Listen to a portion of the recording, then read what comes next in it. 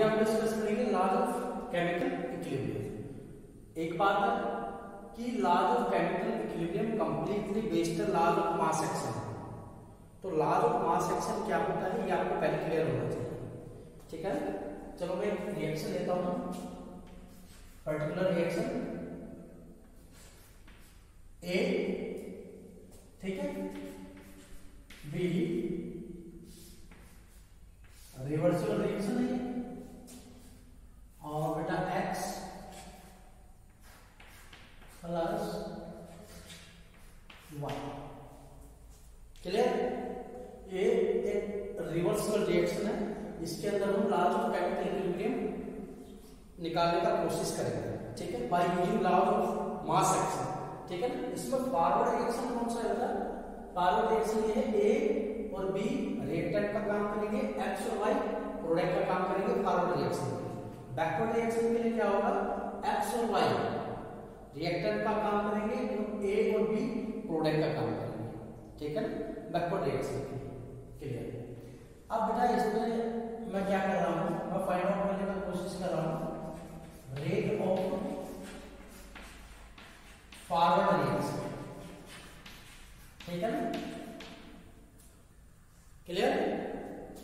Rate of forward reaction by using laws of mass action, clear. क्या होगा? Directly proportional to molar concentration of A into molar concentration of B, क्योंकि laws of mass action क्या कहता है कि किसी भी रिएक्शन का रेट रिएक्टेंट की मोलर कंसंट्रेशन पर डिपेंड करता है, और फॉरवर्ड रिएक्शन के लिए रिएक्टेंट कौन होंगे? ये एक से ज्यादा रिएक्टेंट है तो उनकी मोलर कंसंट्रेशन का आपस में क्या हो जाएगा? मल्टीप्लिकेशन। अगर कोई स्टिचोमेट्रिक कोएफिशिएंट है तो वो रेज़ टू पावर हो जाएगा, ठीक है ना। Rate of forward reaction directly proportional to molar concentration of A and molar concentration of B. Raise to power ये तो बेटा बी हो जाएगा, ये क्या हो जाएगा? ए हो जाएगा, क्लियर है ना। ये क्या हो जाएगा? ए हो जाएगा, क्लियर है, ठीक है। तो अब मैं क्या कर रहा हूं, rate of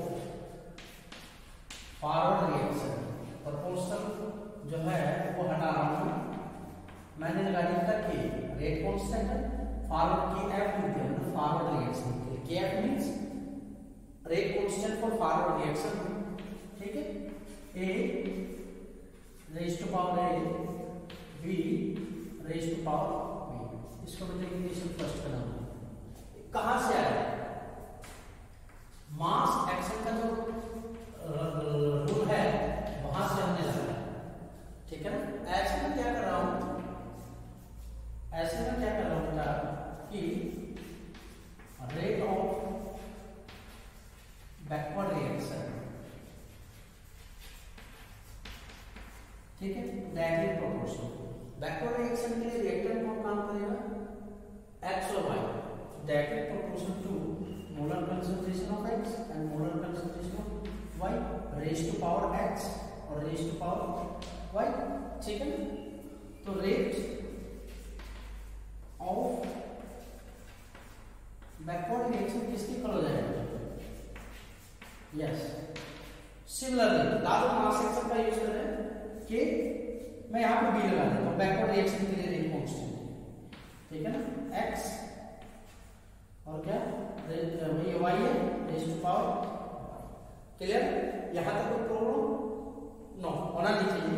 equation second, clear, clear, okay. अब मैं क्या कर रहा हूं, अब मैंने क्या किया, एट इक्विलिब्रियम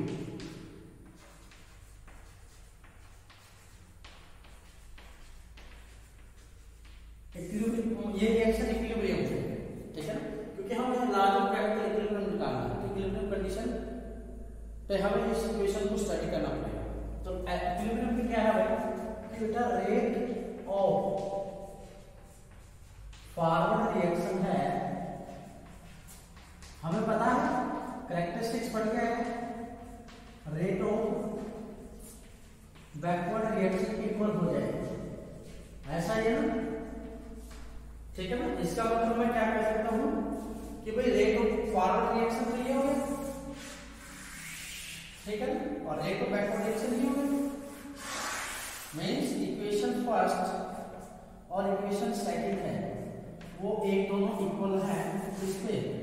इक्विलिब्रियम पे, यही है ना, याद रखिए इस चीज को। तो दोनों का राइट हैंड साइड में आप इक्वल लिखने जाते हैं, क्या है, Kf molar concentration of A raise to power A molar concentration of B raise to power B equal to Kb x raise to power x y raise to power. यहां तक कोई प्रॉब्लम? बेटा derivation है, numerical यही से solve हो गया। अब मैं क्या कर रहा हूं, थोड़ा रियलाइज कर रहा हूं, Kb को इधर ले आ रहा हूं, इसको उधर ले जा रहा हूं, ठीक है।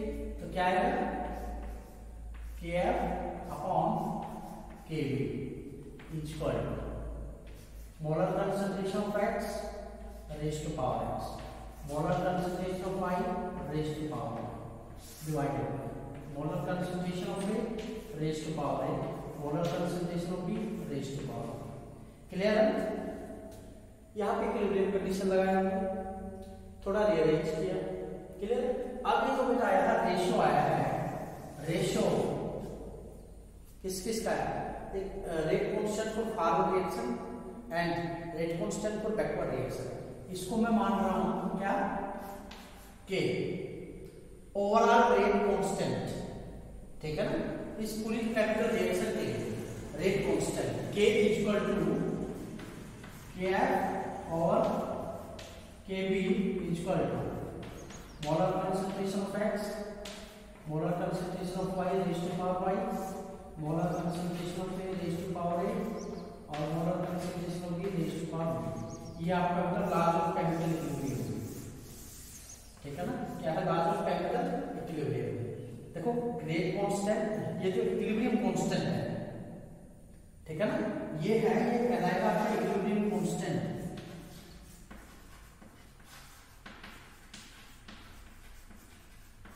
इक्विलिब्रियम कांस्टेंट, और इक्विलिब्रियम कांस्टेंट को दो तरीके से लिखा जा सकता है, एक तो Kc और एक Kp। C का मतलब कंसंट्रेशन के टर्म्स में, जैसे हमने लिखा है बेटा, एक लिखा जा सकता है पार्शियल प्रेशर के टर्म्स में, ठीक है ना, इसके टर्म्स में पार्शियल प्रेशर के टर्म्स में। तो Kc और Kp दोनों हम यूज करते हैं, ठीक है। यहाँ पे जो है ये जो हमने लिखा है Kc कंसंट्रेशन के टर्म्स में लिखा है, मोलर कंसंट्रेशन के टर्म्स में लिखा है, ठीक है। तो Kp भी हम ऐसे लिखते हैं। अगर मैं ये कहूँ, अगर ये गैसियस स्टेज में, अगर कोई भी रिएक्शन गैसियस स्टेज में होता है, ठीक है ना, फॉर गैस फेज रिएक्शन, कोई रिएक्शन गैस फेज के लिए हो रहा है, तो उसके लिए बेटा पार्शियल प्रेशर वाला हम यूज करेंगे, Kp यूज करेंगे। मान लो यही रिएक्शन गैसियस फेज में हो रहा है, तो हम इसके लिए Kp कैसे लिखेंगे, बताओ। Kp और Kc में कोई डिफरेंस नहीं है, लिखने का पैटर्न एक जैसा है। देखो थोड़ा ध्यान से देखो, Kc किसकी इक्वल आया, किसकी इक्वल आया, देखो प्रोडक्ट, अगर मैं ओवरऑल अगर कहूं आपको, प्रोडक्ट जो है x और y, उनका मोलर कंसंट्रेशन और raise to power stoichiometric coefficient divided by reactant, यही है। मींस प्रोडक्ट आएंगे ऊपर, रिएक्टेंट आएंगे नीचे, उनकी मोलर कंसंट्रेशन के साथ लिखिए, और raise to power stoichiometric coefficient in balance chemical reaction, ऐसे Kp लिख दो।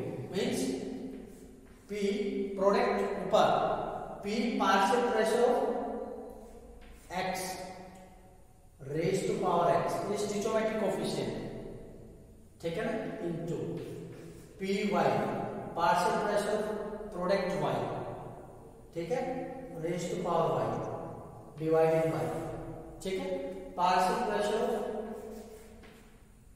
Reactant A and raise to power A partial pressure reactant P raise to power B। ऐसे आप लिखेंगे, कोई कंफ्यूजन नहीं होना चाहिए, ठीक है ना। ये आपका क्या है, लॉज ऑफ केमिकल इक्विलिब्रियम। हमने यहाँ पे आपको क्या बताया, Kp और Kc कैसे लिखा जाता है, एक्चुअल में Kp और Kc क्या होता है, दोनों इक्विलिब्रियम कांस्टेंट है। ये मोलर कंसंट्रेशन के टर्म्स में लिखा जाता है, ये पार्शियल प्रेशर के टर्म्स में लिखा जाता है, वो गैसियस फेज रिएक्शन के लिए लिखा जाता है। तो लॉज ऑफ केमिकल इक्विलिब्रियम क्या कहता है, आप कैसे इस चीज को डिफाइन करेंगे, तो laws of chemical equilibrium state that, क्या कहता है, यस क्या कहता है कि according to laws of chemical equilibrium, या laws of chemical equilibrium is the ratio of किस किस का ratio of what, ratio of product of molar concentration of product, ठीक है ना, जो रिएक्शन के अंदर फॉर्म हुआ है, and each molar concentration raise to power their stoichiometric coefficient in balance chemical equation to the molar concentration to the product of molar concentration of reactant and each molar concentration raised to their stoichiometric coefficient in balanced chemical equation, ठीक है। वो आपका क्या आता है, laws of chemical equilibrium. Laws of chemical equilibrium से हम actual में इक्विलिब्रियम कांस्टेंट निकालना सीखते हैं, क्लियर है, ओके।